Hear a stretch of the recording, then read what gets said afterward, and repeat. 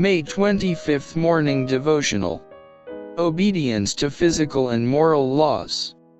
I beseech you therefore, brethren, by the mercies of God, that ye present your bodies a living sacrifice, holy, acceptable unto God, which is your reasonable service. Romans chapter 12 verse 1. We should preserve our strength to labor in the cause of God when our labor is needed. We should be careful not to take upon ourselves burdens that others can and should bear. We should encourage a cheerful, hopeful, peaceful frame of mind, for our health depends upon our so doing. The work that God requires us to do will not prevent our caring for our health, that we may recover from the effect of overtaxing labor. The more perfect our health, the more perfect will be our labor. When we overtax our strength, and become exhausted, we are liable to take cold, and at such times there is danger of disease assuming a dangerous form.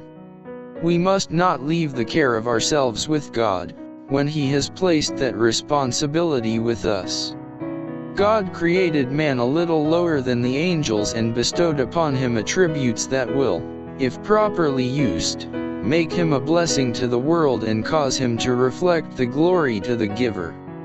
But although made in the image of God, man has, through intemperance, violated principle and God's law in his physical nature. Intemperance of any kind benumbs the perceptive organs and so weakens the brain nerve power that eternal things are not appreciated, but placed upon a level with the common. The higher powers of the mind, designed for elevated purposes, are brought into slavery to the baser passions. If our physical habits are not right, our mental and moral powers cannot be strong, for great sympathy exists between the physical and the moral.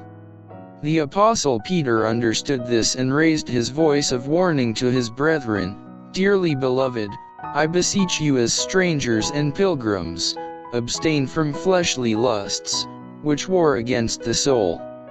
There is but little moral power in the professed Christian world. Wrong habits have been indulged, and physical and moral laws have been disregarded, until the general standard of virtue and piety is exceedingly low. Habits which lower the standard of physical health enfeeble mental and moral strength. Those who have had the light upon the subjects of eating and dressing with simplicity in obedience to physical and moral laws, and who turn from the light which points out their duty, will shun duty in other things. If they blunt their consciences to avoid the cross which they will have to take up to be in harmony with natural law, they will, in order to shun reproach, violate the 10 Commandments. There are many among professed Sabbath keepers, who are more firmly wedded to worldly fashions and lusts than they are to healthy bodies, sound minds, or sanctified hearts.